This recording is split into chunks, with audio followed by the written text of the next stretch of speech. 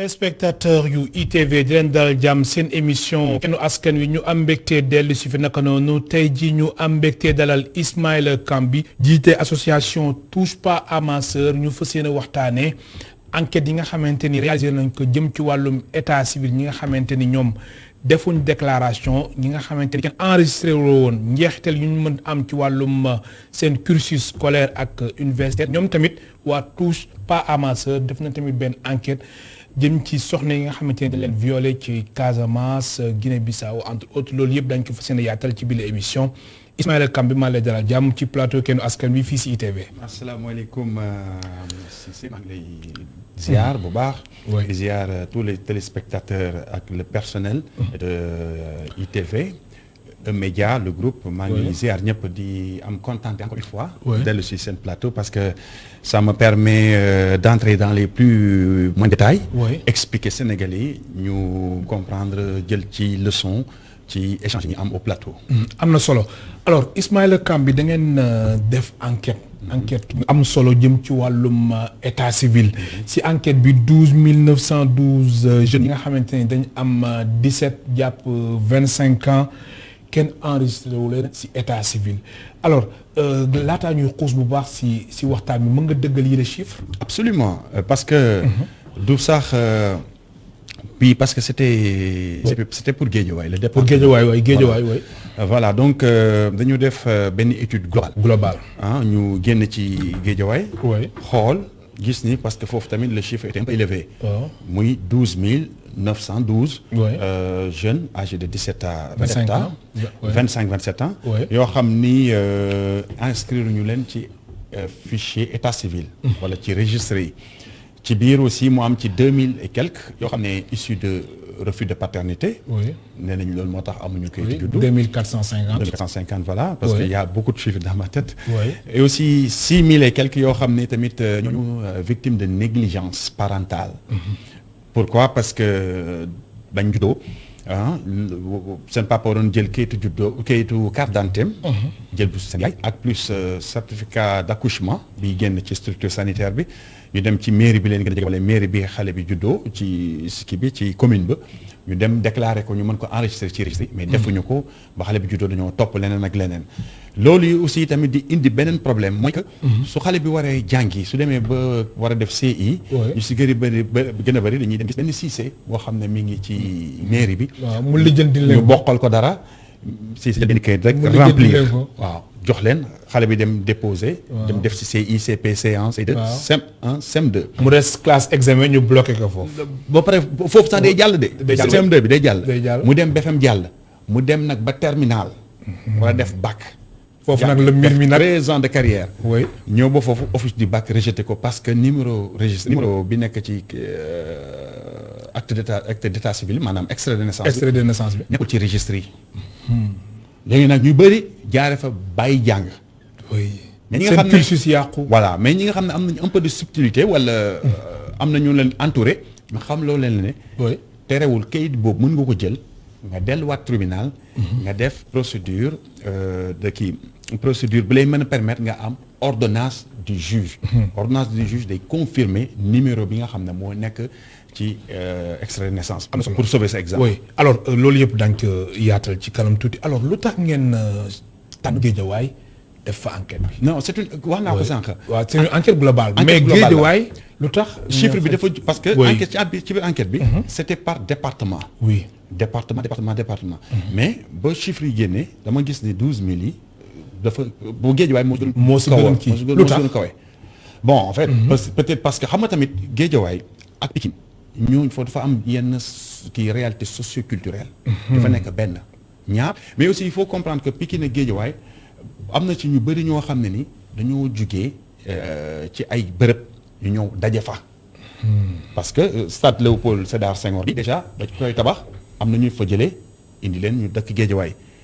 ti leen noonu feneen ak noonu. ñu jugee exode rural ñoo tamit dal biir Guédiawaye. donc looloo tax ñu ci bëri. am na si yoo xam ne sax ils disent que am nañ kayit mais ba ñuy jógee ca village ba dañ ko ba xamatuñ fan la nekk ci village bi léegi ñu ñëw dëkk biir Guédiawaye takk fa soxna am fa ay doom. ba pare lijjanti ay kayit. waaw ba pare le problème est plus profond Cissé tey yow Cissé yow amoo kayitu juddu yow en tant que père de famille. nan nga mën a supposer say doom mën a am kayitu juddu. wala sa soxna tey na ngeen gis cas yooyu. si biir étude bi si enquête bi. fees fa dell. ah bon ay jigéen yoo xam ne par exemple. xale boo xam ne moom amul kayitu juddu.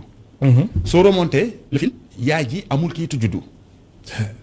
nga demaat encore ca kaw maam ja amul kayitu juddu. ça devient un problème. ça devient un très grand problème. mu nekk chaîne ba nga xamante ne ñoom ñëpp kenn amul si kayitu juddu. ou bien yaay ji amul kayitu juddu parce que yaay ji ki ko jur malien la wala guinéen la. ci beneen dëkk la jógee ñëw sëy si Dakar au Sénégal en tout cas dëkk Dakar après yàlla def mu génn àdduna. amuñu benn papier ci moom. kooku doon fii ci défunte bi moom mu tamit dem jur doom. te moom amul kayit maam ji amul kayit sët bi amul kayit. te xale suñ koy defal kayit il faut que ñu am photocopie carte d'identité papa ji ak yaay ji ak seen présence physique waaw. alors lan ngeen di woowee négligence parentale ndax gis nañ si 6686 cas yi nga xamante ni négligence parentale la su ko mënee leeral suñu mbokk tey spectateur. waaw négligence parentale mooy li ma doon laal sànq tey sa doom day juddu yow nga war a def li nga war a def mais doo ko def comme farata.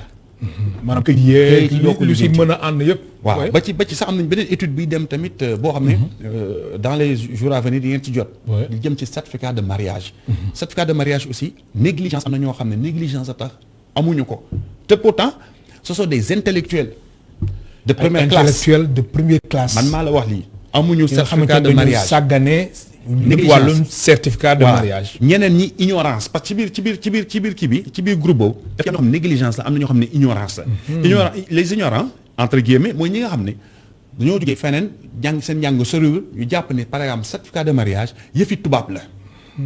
du yëfi cosaan du yëfi aada. loolu gis ngeen nga si enquête du yëfi l'islam man maa la wax lii. soo leen ko waxee ñu ne non certificat de mariage non bëgguma ko yëfi lan la carrément bëgguñu ko yëfi tubaab la. mais loolu ñàkk xam la. jigéen moo tax ma ne ignorance. oui. jigéen ñu bëri tey ñi ngi toog seen biir néegu sëy. amuñu lu ñu bëgg ñaan baat dem mais mënuñu dem parce que certificat de mariage leen fa téye. moom moo leen bloqué. divorce au tribunal il faut que nga am certificat de mariage. bien sûr. foofu nga may ma rek ma leeral tuuti. oui am na solo askan bi. am ñoom dañu jàpp ni datu mariage weesoo rek mënatuñu am certificat de mariage. alors que am na procédure bi ñuy wax jugement d'autorisation de mariage. même su ngeen defee 100 ans de mariage mën nga def jugement d'autorisation de mariage. ba pare nga mën a am kayit bi. nga def nag requête pour le divorce. moo leen mën a may nga dem. sinon soo ko defee soo demee am jëkkër à côté sa jëkkër porte la plainte pour bigamie daaneel na. donc ignorance boobu. dem na tamit ba ci extrait de naissance. am na ñoo xam ni pour ñoom xale su juddoo jamonoy maam la ba léegi ñoom ñuy dund. xale su juddoo juddu na su màggee dafa war a dem défilé wala mu dem défilé le point école sax waxaale wuñ ko. école il faut que am sax ay bàjjanu gox yi dem waxtaan ak ñoom sensibiliser leen bañ bàyyi seen doom yi ñu dem jàngi école mais effort duñ ko def pour xale bi am kayitu juddu loolu ignorance la négligence ba ma doon wax nag. oui mooy négligence parentale bi. waaw yow nga xam li la war. xam sa devoir. te doo ko def. xale bi loolu doon droit ci moom. mu war a mën a am kayit parce qu'il n'a pas demandé à naître yow sa devoir waroon yow nga war a jug dem def ko mais doo ko def yow am nga yeneen yitte yooyu dox li la ëppal solo mooy judd na góor la am jigéen seex làkk lu kenn xamul naa def xew bu rëy naa def lii naa jënd xar naa jënd naa wut bâche naa wut chaise point fàtte nga xale bi yaa ngi sacrifier xale bi. te cas yooyu dafa bëri si. enquête bi gis ngeen ay cas yu bëri. victime lay doon vis-à-vis de ses parents. te loolu da koy bloqué si lu bëri. mais bien sûr. gars yi bëri dañu jàpp ni suñu ne victime rek c'est par rapport à autrui que nit dina nekk victime par rapport à ses parents. sur ce plan là fekk parents yi ñoo ko teg. parents yi ñoo ko teg. oui ki nga xam sax dafa ignorant sax mën nañ koo comprendre parce que nag il sait pas moo tax xamul mais ki xam ba pare bañ ko def dem defi leneen léegi nag su xale war a def examen ñuy yéeg a ko wàcc. di tardé xale va et vient. te office di wala di dem joxe xaalis ñu lijjanti leen ay kii ba pare après. noonu la ñuy démarrer ay jafe-jafe départ bi lijjanti lay doon. man su ma ñëwee fii ci télé bi Cissé damay ñëw wax li nga xam ne mooy dëgg. ku ko mën a dégg baax na ku ko mën a dégg nga xam ne. kon départ bi lijjanti lay doon. lijjanti lay doon au départ suñu amul kayit lijjanti lay doon suñu ne war a dugg CI ñu dem dugg ko lijjanti ko suñ ko lijjantee ñuy raam ñoom ñu jàpp ni. tout est ok tout est ok. te alors que demeewul noonu affaire bi di dem problème boo xam day ressurgir plus tard fi muy génnee foofu muy gën a garaaw da ngay dem ba nga xam ne parce que en général ay côté février janvier février jëm avril la gars yi di yóbbu dossier office du bac. léegi nag ñii ñu retenir la ñii ñu rejeté leen. nga war a am 1 mois nga war ci lijjanti jugement d' autorisation de naissance wala ordonnance du juge. te est ce que mën nga ko am si 1 mois yi. ngay fekk tribunal un millier de dossiers. oui c' est clair. un millier de dossiers nga fay fekk. ma fàttali suñu mbokk téléspectateurs yi ñu ngi dalal Ismaïla Kambi moom moo jiite association touche pas à ma sœur kon daal sœurs yi kenn leen laal. non voilà sœurs yi merci Cissé pour cette question. oui damay faral di laaj xam nga sœur. quand je dis sœur. je ne parle pas par exemple. de la très charmante Camara Women bi ne fii. man je parle de la couche vulnérable. waaw parce que xam nañ ni quand on parle de famille. la femme moo tax ñuy wax famille. quand on parle d' éducation la femme moo tax ñuy wax. tey dem nañ ba nga xam ni fii Sénégal dem ba leer ni léegi jigéen ñi ñoo yor kër yi. quand la femme est bien protégée la famille elle est bien protégée. quand la femme est vulnérable. xale tamit noonu. ndax léegi seetlu nañ sax lu ñu nemmeeku léegi moom mooy jigéen ñi ñoo yóbbu seen doom ñu jàngi. ñoo leen di jëri ñu jàngi. gis nañ presque léegi suñu sœur yeeg suñu mbokk yeeg. jigéen ñëpp daal daanaka loolu la ñuy def. jigéen. mu nekk lu am solo jusqu'à 90% là. jusqu'à 90% daf ko am doole ci doom ji. jusqu'à 90%. jusqu'à 90%. téeméer ba jot juróom-ñeent fukk yi. maa la wax loolu xale de la conception. ci grossesse bi. foofu il passe plus de temps avec sa mère. accouchement allaitement il passe beaucoup plus de temps avec sa mère. dans son cursus il passe beaucoup plus de temps avec sa mère qu'avec son père. un père il se lève dem na uti lijjanti géeg fii wàcc kërti njaboot beeg xale bi yaay ji lay gën a moom la gën a xam te moom lay gën a ay comportement yaay ji lay gën a adopté que bu papa ji. loolu tax quand la femme est protégée la famille est protégée moo tax ñu ne touche pas à ma sœur. mais ça veut pas dire xale bu am 12 ans. oui alors cursus li nga xamante ni conséquences yu mu jur moom mooy xale bi cursus scolaire am wala cursus universitaire am taq suuf après enquête bi est-ce que révélé na que ni cas yooyu léegi ñoom seen ëllëg lan lay doon après lu ñuy def. voilà lu ci bëri. bàyyi nañ dem dugg dans des métiers. ñii ay coiffure ñii ay et cetera. góor ñi fële pas mécanique quoi mais ñu ngi ci business ama ñoom ñi ay affaire càq-càq fii moto kii yooyu. ama parce que fi ñuy war a jàngee maçonnerie wala menuiserie weesu na. alors mais am na suñoo xam ne quand même ils ont eu la chance surtout am ñu jaar touche pas ma sœur am la chance am ay kayit continuer seen jàng. kon yéen dafa am ñoo xamante ni yéen suñu jaaree si yéen. waaw da ngeen di régler dañuy teg ci yoon.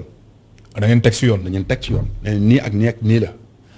mais pour dire soo jëlee 100 tey. pour dire la vérité. ñi am problème kayit yooyu. ñi ci am chance amaat kayit kon ne du dépasser 25% de. du dépasser 25%. ñu si des yëpp dañuy bàyyi. ñu ne ñëpp dañuy dem ba dañuy bàyyi. parce que yéeg wàcc be temps bi jeex na délai bi jeex na ñu war a xaar année prochaine reprendre. après léegi ñu ne su ko defee ñoom ñu nekk si leneen. ñii dem pour xool jël yoon pour dem bitim réew. très bien alors seen enquête bi Ismaïla Kambi am na aussi lu mu révélé mooy wàllum refus de paternité. jur. doom bañ ba pare bañ. jur doom lànk kaare. enquête bi lan la si wax. bon ci biir ñenn ñi bañ demee ba xam ne amu ci it. bañ laajee seen i waajur dañu xamal ne carrément ni ñu baay ji de daa bañ ne moo ko jur. baay bi dafa bañ. ne moo ko jur. mais est-ce que moo ko juróon. ah mais bon xam nga d'emblée on dit d'emblée on dit que jigéen su la xoolee ni yow Cissé wala Ismaïla Kambi yow. dina xam yow nañ nangu ne ñun la en général. et je pense en général et je pense que. peut-être su fekkoon ne à l'état de grossesse tout ça et cetera xale bi jigéen jiiñ na ne yow la fekk du yow foofu mën nañ ko comprendre mais quand même benn xale boo am 5 ans. judd 10 ans 15 ans ba 20 ans. judd ñuróo papa ji. waaw ñu ne la moom la ñu ne moo bañ. mu ñuróol ko si façon bu nekk. ba ci biir famille oui ay frères am maanaam le père du gosse ay frères am wala ay sœurs ñoom nangu nañ ni kii seen deret la mais ba kële ba kee ba léegi de moom fu mu taxaw ne moo bañ. te soo tegee da ngay ay en général yooyu sax yàlla daf ci am na lu muy wane def ressemblance bi day identique. bien sûr oui am na si yoo xamante ne moom ressemblance yàlla bi day moom identique. oui yenn saa yi am na foo xam ne sax soo demee dañ la naan papa ji ne wuti ba mu kii la bañ dem na ñu génne la photo am ñun la mi ngi nii. nga xool ñaar yi xam ni benn la. non man soo xoolee photo bi da koy tegaat ci da koy tegaat ci suuf xam li nga xam ko xam li nga xam. léegi nag. oui ci refus de paternité yooyu am na si ñoo xam ne comprendre luñ ba tey nii même bàyyi ju ci bañee xale bi mën naa am kayit. si naka. très bien. oui. extrait de naissance su ko tegee nii. dafa am cage boo xam ni dañ fay def turu xale bi turu baay ji ak turu ndey ji. oui. bu fekkee ne papaam moom nanguwul. fi turu baay ji ne foofu inconnu lañ fay def. wala cage vide. fekkee ni papa ji nanguwul.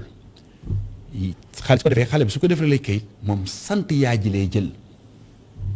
xale bi sant yaay ji lay jël. sant yaay ji lay jël. par exemple man tey. exemple tey bu fekkoon man damaa judd. ki ma jur ne moom juruma. fekk ki ma jur moom sant Diop. tey dañ naan suñu ba joxee kayitu ju dañuy bind Ismaïla Diop. parce que Diop bi sama sant yaay lay doon. parce que ki ma jur moom nee na juruma. loolu mooy nekk sama kayitu juddu. mais après loolu du am benn njeexital benn conséquence. non amul benn incidence. amul benn incidence amul benn incidence. sinon que psychologiquement après dafay affaiblir l'enfant. parce que psychologiquement waaw pourquoi. parce que des fois day am ay nit ñu lay indil. seen doom ne la kii jàngkat la. nga xam ne effectivement jàngkat la. parce que dañ lay jox ni bulletin de note et tout mais yaay ji da lay expliquer ne la dafa am lu ko métti ci xale bi. li ko métti ci xale bi mooy xale bi des fois dafay toog moom kese. di xalaat su ko laajee lan la mu ne ko ma sama papa. su ma demee école jàngi ñii dañ may indi lii ne ma sama papa moo ma jëndal lii. ñii ne ma sama papa moo ñëw. te moom amul loolu.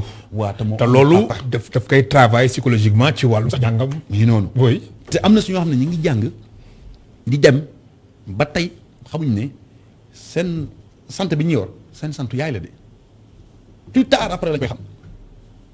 plus tard nañ koy xam. plus tard lañ koy xam parce que au Sénégal il existe kii yooyu ñuy wax les bété. maanaam ñaari Jóob wala ñaari Fay wala ñaari Si ñaari Njaay ñaari kii yooyu. ay bété la ñu leen wooye. am na si yoo xam ne la ñu leen gëmloo. c'est pas ñu la santoon jox ko tur bi. fekk alors que mooy li nga expliqué nii am na si ñoo xamante ni cas bi noonu lay demee. cas bi noonu lay demee plus tard. des fois am na si yoo xam ne sax xale bi mooy dem ba découvrir ko boppam. voilà comme on est au Sénégal on vit en communauté nit mooy ñëw dégg ko. ni ko diw. waaw wala yenn saa sax ci histoire ak problème ak waxtaan beeg yooyu. non histoire ak problème. histoire ak problème. nga am histoire ak nit problème mu ne la yow doomu nii nga. yow ba ngay judd sa bàyyi nii la defoon sa yaay nangam sàngam. nga gis de façon brutale brusque lañ la koy waxee. automatiquement da ngay. dafay jàpp xale bi. non da koy jàpp affecté. da koy jàpp.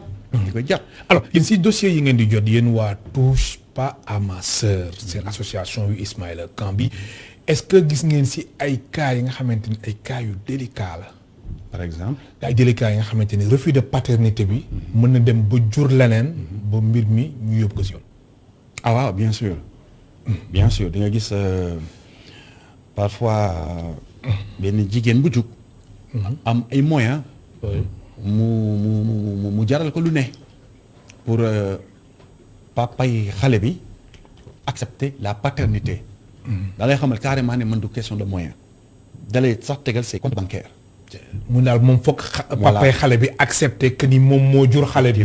parce que day nekk question d'honneur. da la koy wax man du xaalis.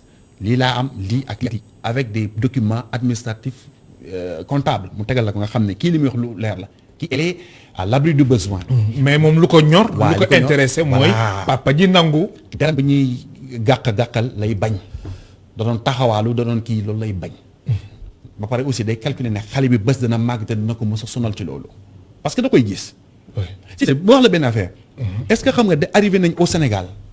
je le dis ici à ITV. ku ko weddi na ñëw fii wax ma ne ma fii la amee. en direct bismillah en direct. si c'est au Sénégal amul quartier booy dugg te gisoo fa benn refus de paternité. amul quartier boo dugg. xam nga nee naa la sànq am nañu recensement global. oui amul quartier booy dugg laa Sénégal ñun la fii quartier bi boo ñu ko sosee ba fi mu toll nii mu su fay am refus de paternité loolu amul. jur bañ man maa la wax lii quartier bañ ko sosee waxuma ci 2020 bi amu fa de wala 2021. maanaam quartier yi ba mu juddoo ba tey. quartier ba mu juddoo ba niñ toll nii par exemple ma jox la benn quartier ñu ne quartier baa ngi tudd quartier ITV quartier bi 100 maisons fa ne quartier ITV mi ngi juddu en 1980. 80 ba 2021 ñu ne quartier bi ba mu juddoo 1980 ba 2021 ni bis ni yàlla jon tey kenn musu fi ëmbal kenn bañ ko loolu amul.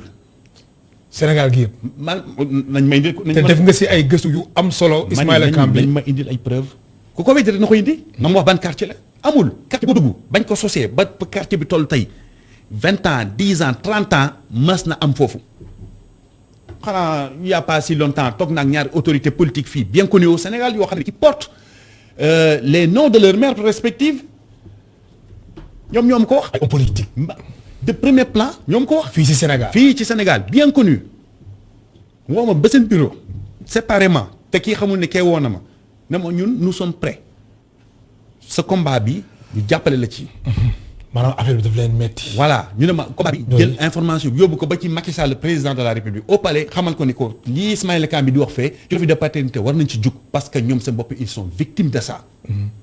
seen sant yaay kon jamono ji refus de paternité dafa war a dañ. dafa mais bien sûr dafa war a dañ mais mu ngi am ba tey. di jur di bay la wàllu gën a ay parce que dafa mel ni tey. mooy waxi caaxaan yi wax. viol wàcc na non viol amatul xoolal bërki démb ak tey liñ génne ci ay viol dama jël journaux yi. waxuma la sax semaine yi passé de. bërki démb ak tey. bi ci gën a garaaw sage femme bi ñu doon jéem a defal tentative de viol di ko jam. sage femme gaañ nañ ko gaañu nga xam ne ni kooku soldat de la santé la entre guillemets. bien sûr.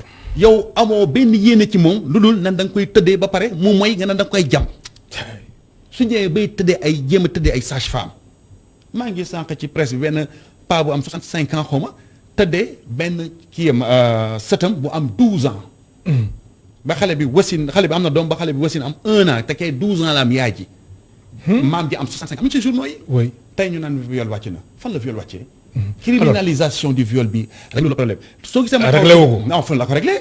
gars yi ngi ni gën a taqat naa si ak viol baa ngi ni gën a taqat naa si. day mel ni ay yamb. léegi lan mooy réglé problème mu viol. loolu beneen fekkee ni yow da nga jàpp ni wàllum criminalisation du viol du ko réglé wu ko dafa mel ni affaire trafic international de drogue. dañ ko criminalisé réglé wu ko. drogue baa ngi Sénégal fii. léegi viol lan moo koy réglé. viol il faut que ñu def ay assises. toutes les forces vives de la nation toog. le gouvernement toog. ñi yëngu ci wàllu viol toog. société civile ñëpp acteurs yëpp toog. ñu xool ni ñuy régler problème bi parce que soo gisee ma taxaw ci viol si c'est cas yaa ngi osé te viol fu mu amee xale juddu si d'office refus de paternité lay doon parce que doo Ismaïla Kambi du dem violer doomu jàmbur après ñoo taxaw naa maa jur doom ji nañu waxante dëgg. c'est ce qui se passe en Casamance avec les rebelles. oui loolu daan si ñëw sax ci kanam. alors lu tax ñu criminaliser viol yow si sa gëstu yi nga def mbir mi di gën a taxarnaase. ñu ngi gën a taxarnaase. lu tax mais j'ai l'impression que les gens sont malades. feebar la parce que ni ñu koy waxatee le fait de corser les peines mooy criminalisation bi taxul ñu waaye ma ne tey lañ gën a tey la wàllu gën a aay. il se passe pas une semaine te doo dégg ñun la viol am na fii wala viol am na fii bon pas à Dakar au Sénégal. viol am na fii tentative de viol fii tentative de viol fee. te pourtant une loi qui criminalise cet acte mi ngi fii. mi ngi fii. mais alors loi bi criminaliser viol application bi ak tamit ñi nga xamante ni ñu ngi violer est-ce que daan si war si sa gis-gis ñuy sàmmonte ak ñoom. reformuler la question. waaw c'est-à-dire dama bëgg wax ni maanaam xam nga viol dañ koy criminaliser léegi. absolument bien sûr. léegi est-ce que yéen si gëstu yi ngeen def. am na ñoo xamante ni dañ leen jàpp si viol. ba pare ñu tëj leen yàgguñ ñu bàyyi leen.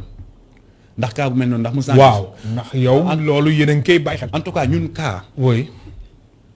ñun duñu dox ci ay suppositions. mais quand même yéen war ngeen tamit.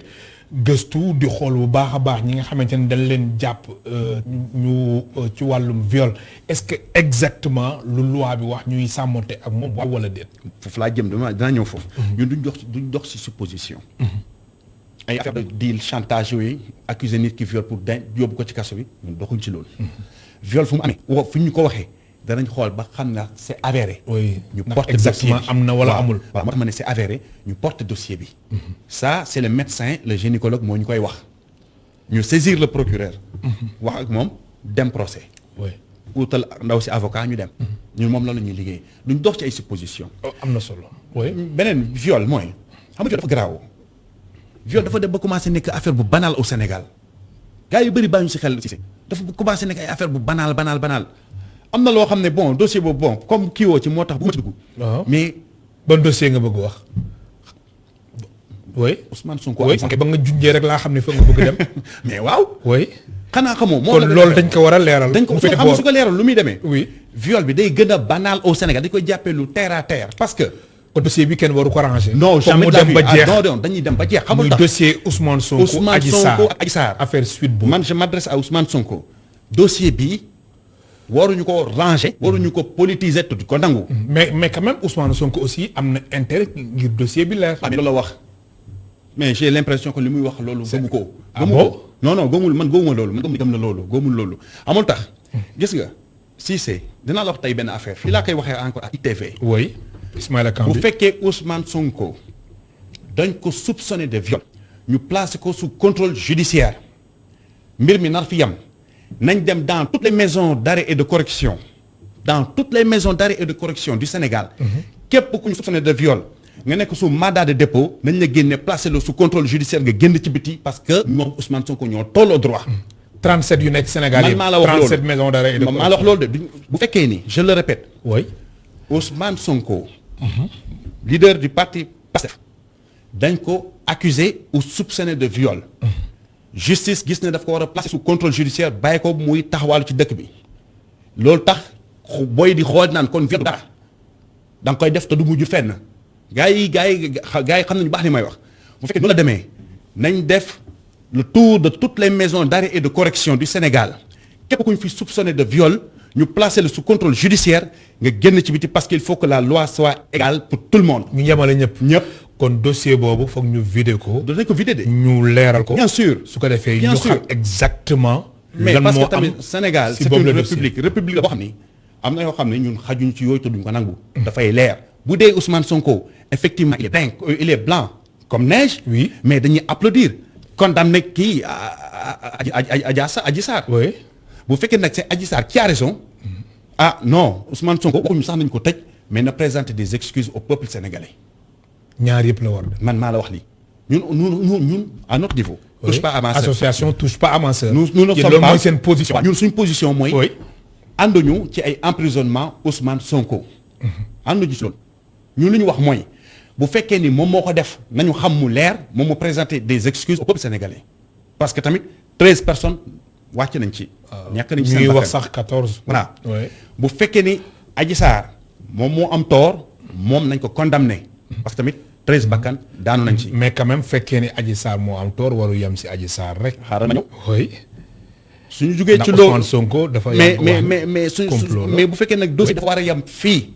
Je le dis, je le maintiens et je le répète ici à ITV que Ousmane Sonko soupçonné ou accusé de viol placé sous contrôle judiciaire mu dox ay soxla nañ def tout le tour de toutes les maisons d'arrêt et de correction du Sénégal. képp ku ñu fi soupçonné wala accusé de viol ñu placé le sous contrôle judiciaire. mais Ismaïla xam nga ni loolu mënul nekk. kon nañ vider dossier bi. waay ñu vider dossier bi. waaw mais xam nga ni loolu mënul nekk ñu wër 37. non maisons d'arrêt yëpp. non mais bu dee loolu la Cissé. yow da nga dem defi politique da nga créer parti politique. man ma dem créer parti politique ñu génne violé ku ñu ñeex dem def di Ousmane Sonko wéyal problème. mu ca mais suñ demee noonu après dëkk bi ci anarchie lay ne. lu neex waay def. am na yoo xam ne il faut qu'on les règle nit ñi xam ci luñ toog parce que ay bakkan dafa fort. oui il faut qu'on pense à ces familles là qui ont perdu leurs fils et les filles mbir mi noonu la demee.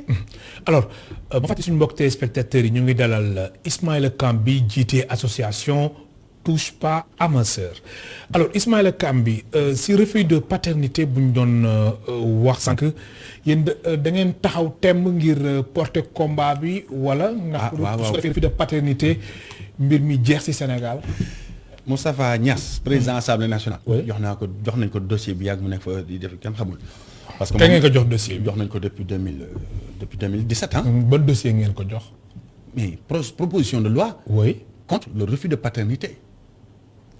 pétition bi sax voilà ma jox leen exclusivité pétition pour lutter contre le refus de paternité actuellement mi ngi ci à 2 millions et quelques poussières à travers le pays. 2 millions et quelques. man maa la wax loolu ñu koy signé te ñun 5 millions la ci soxla du ay 5 millions yi Moustapha Diakhaté di wut pour ay 3e mandat de ñun 5 millions lañ soxla pour affaire refus de paternité non il faut que les choses soient claires parce que gars dañoo bëri caaxaan quoi comprendre nga 5 millions suñ ko amee dañuy dem def marche. oui jox ko le président de la République. il doit être le premier défenseur des femmes. bon kon léegi après la ngeen si xaar ku jur bañ. ku jur bañ. non ku jur bañ. oui. dañu les propositions de loi bi wax. xale bi ëmb na de 0 mois à 9 prise en charge pour prénatal ah. loolu mën nañ ko koo jël en charge. accouchement test ADN war nañ ko mën a subventionner. insérer ko ci couverture maladie universelle. pour les enfants âgés de 0 à 5 ans. CMU. voilà. oui. su defee test ADN il s'est avéré vrai que ni Ismaïla Kambi moo jur xale bi doomu Cissé bi mu ëmbal ne sa waay mu dem wuy ji yoon ba pare jël xale bi en charge. même aussi. bu fekkee ni dañ ko accuser à tort. xale bee tamit fay ko ndàmpaay. parce que deru nit tam doo jug ni ko di ko yàq nii comme ça. oui loolu aussi am na solo. oui ndax wax tamit nit. moom moo def lii te def ko tamit. noonu soo accusé su Rama accusé Sidi ne moo ko ëmbal ñu def test ADN ñu gis du moom non Rama na fay ndàmpaay. ñu am nañu si yàq deru nit ki nii. oui mais alors loolu tamit est-ce que du ñu ñëwaat def benn taxaw seetlu ci laamiso bu bëri si réew mi léegi mais laamiso bi maanaam nit ki yow.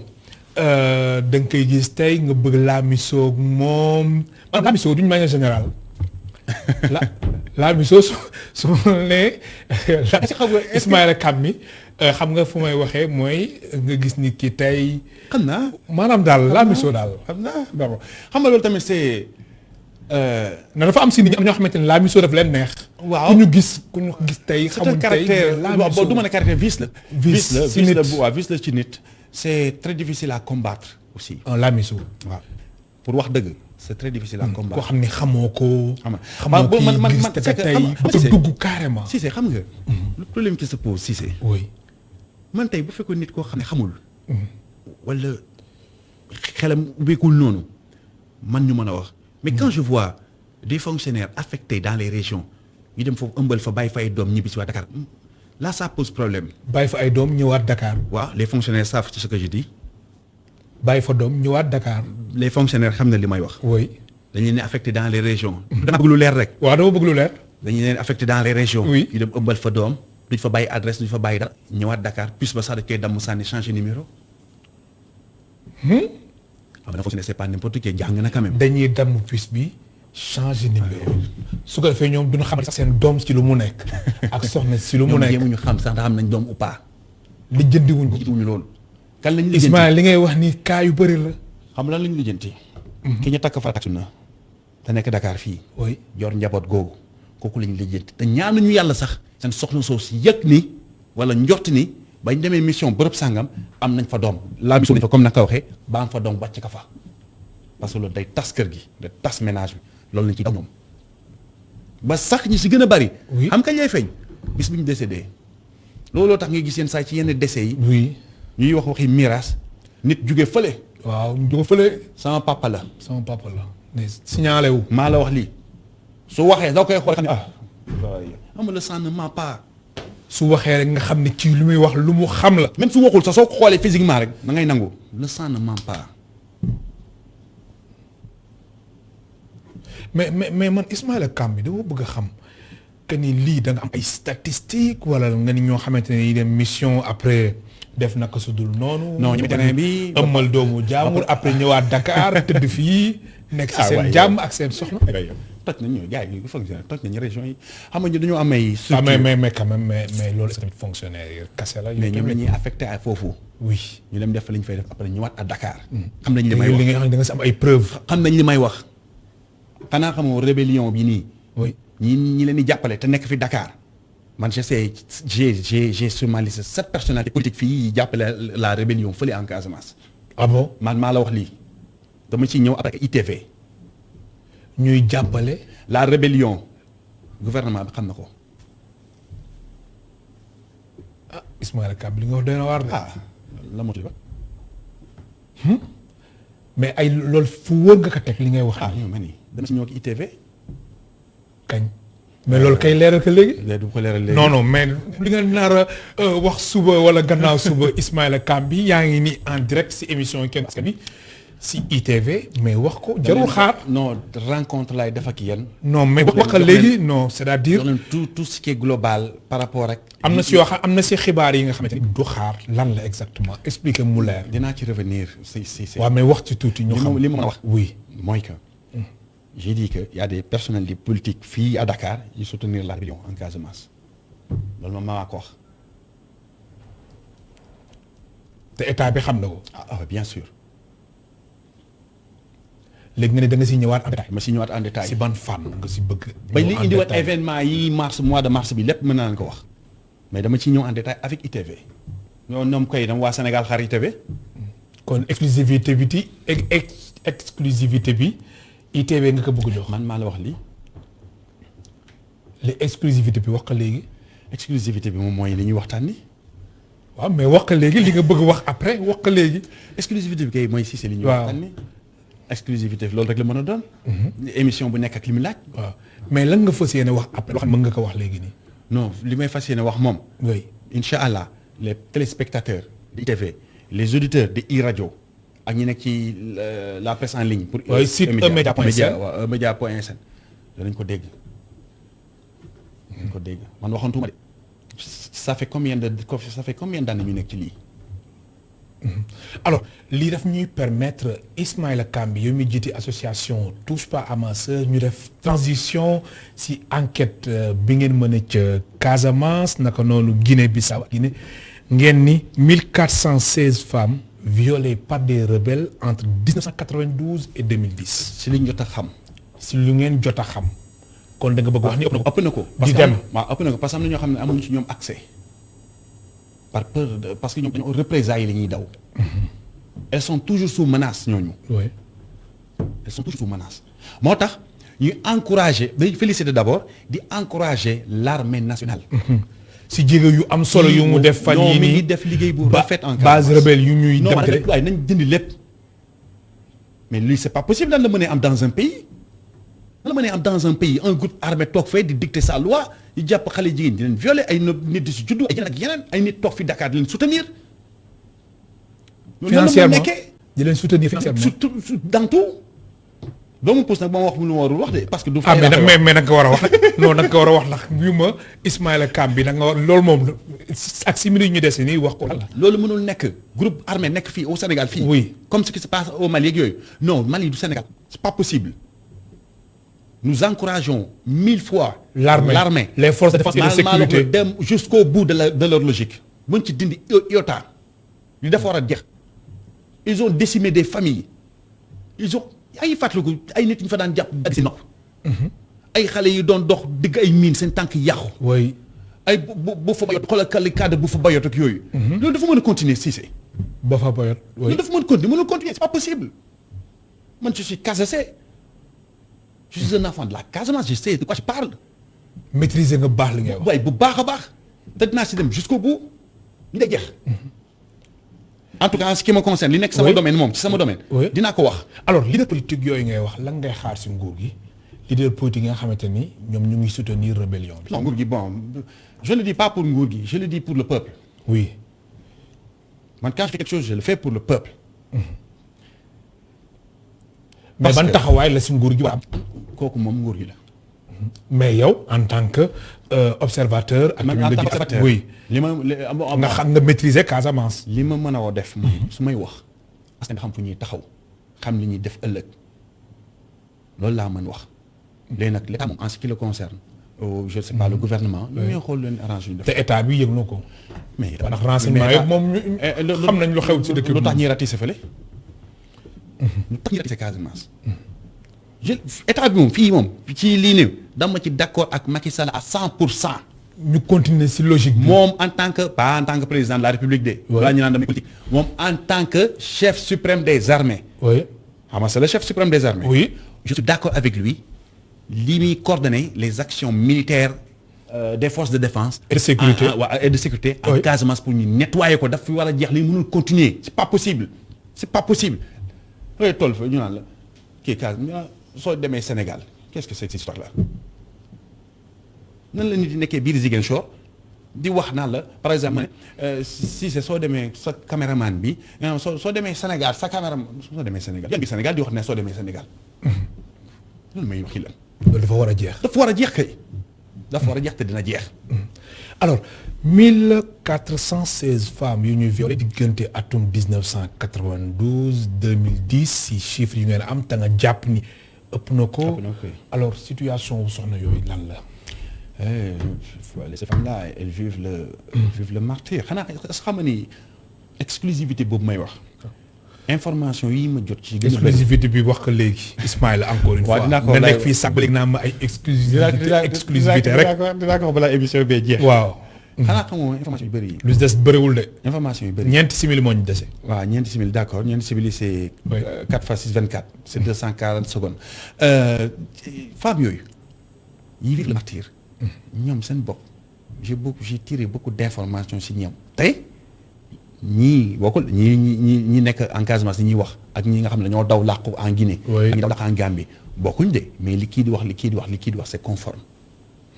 man maa la wax lii ay menaces yi ñuy jot ba tey pour war a am benn taxawaay bu ñu war a am. mooy représailles yu nga doon wax. man maa la wax lii am soo non man yooyu xaw ma ci dara. te alors xam na si dara. waaye mais nit a ma koy wax soo demee ci diw. ab ci wala nga jaaree fii soo demee ci kii nga gis kii ngeen dem ni demee leen nii te pourtant su ñooñu ngay dem noonu effectivement da ngay def 2 jours 3 jours 4 jours une semaine parfois pour ñu mën laa wax ba pare na la dimbali ma sama tur bu mu génn sama sant bu mu génn ñi si des ñeneen ñi nga xam ne dañoo vivre lu gën a garaaw da koy wax ñu lu yii non man xaw ma yëguma tiinu xaw ma te alors yëg na bu baax yow man mosuma gis ñooñu sax fekk ñoo vivre li gën a pire ñooñu li gën a pire li ñee confession yi ñuy def. oui ñee confidence autant pour moi. oui ñee seen bos moo gën a pire. mais dañuy ragal. sinon dañuy rey. alors Ismaïla Kambi ñu may xamal ni ñetti simili moo ñu dese. waaw alors lan nga bëgg wax. ci lan ci wàllum exclusivité bi nga doon wax. lan la. exclusivité bi ma la bëggoon wax mooy. oui ba démb gis nga M23 bii doon marche fii. dem foofu à kii fan la di la woon ça HLM Grand Yoff. HLM Grand Yoff oui HLM Grand Médine sincèrement foofu aussi bien pour le pouvoir comme l'opposition non foofu dañ ma décevoir. ñu décevoir maanaam rassemblement bi amoon. ñoom ñaar place de la nation ex obélisque. opposition comme ak pouvoir rassemblement bu amoon HLM Grand Yoff. opposition lu ñu doon duut baaraam 3e mandat. loo xam ne àgguñ ci. ñële lu ñu doon duut baaraam ay pancarte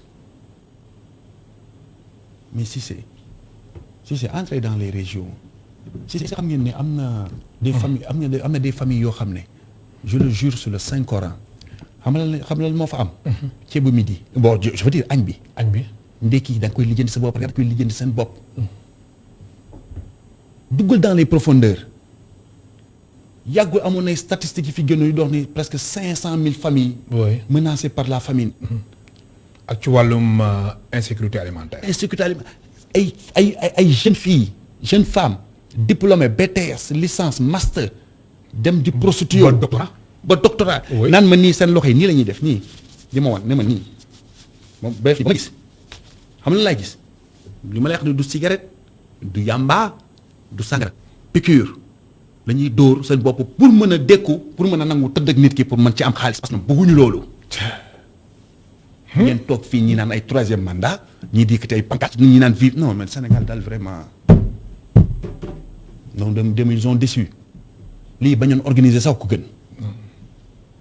léegi ak leneen nga bëgg a teg ci exclusivité bi. di wax ne après dinañ waxtaan. ba léegi man lu may xaar wax ko. lan nga bëgg wax Ismaïla Kambi. non dinañ ci ñëw. non mais wax ma ko wax ñu ko léegi dinañ ci ñëw. wax ñu ko léegi s'il vous plaît. non je t'assure dinañ ci ñëw. dinañ ci ñëw yaa ngi fii sama kër la. waaw fii sa kër la. fii sama kër la. fii mooy deuxième fois wax naa la sànq ba muy nii nee naa la fii je m'exprime comme je veux. mais su ma sonnee sax damay ñëw wéeru fii waaw soo paree après ñëwaat fii je m'exprime comme je veux. fii c'est ba pare aussi. votre directeur général Mamadou Ibra Kane. oui sama grand la. sa grand la sama xarit la. Didier Boubsou sama grand sama xarit la. Didier Boubsou bokk na si ñi ma yar fële à la cité des enseignants. Boubacar Diallo. oui yow it nga ñoo nekk sama gain keuse sànq avant ngi ñëw fii laa toog di waxtaan ak sa kii. sama kër la. fii laa koy sànni bomb bi. kon bomb la. ba mu génn. ñu ngi koy xaarandi. incha allah maa lay gërëm baax di la sant. sa déj mu Ismaïla Kambi. maa ngi lay gërëm di la sant di wax rek na. xale yi nga xam ne aussi ndeysaan. ñu am ñu kayitu juddu comme j'ai dit. bu ñu découragé ñi nga xam ne sax bac bi ren mi bac bi ñu war a def dañ ko raté. nañu muuñ ba déwén ñu def li ñu war a def. kayitu juddu pour am ko photocopie carte d'identité la photocopie carte d'identité yaay certificat de non inscription à la mairie.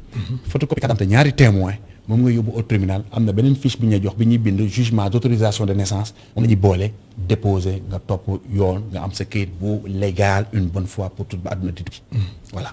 maa lay gërëm baax di la sant mu nekkoon Ismaïla Kambi jiite association bi di touche pas à ma sœur mu nekkoon tey suñu gan si émission Kenu Askan Wi Ndiaga Seck moo nekkoon ci wàllum réalisation bi Torodo nekkoon ci wàllum son bi Angèle ak Moussa Dia ñoon nekkoon ci caméra yi di leen gërëm baax di leen sant mbokk téléspectateurs yi amul seen fay ba suba incha allah ñeenti waxtu.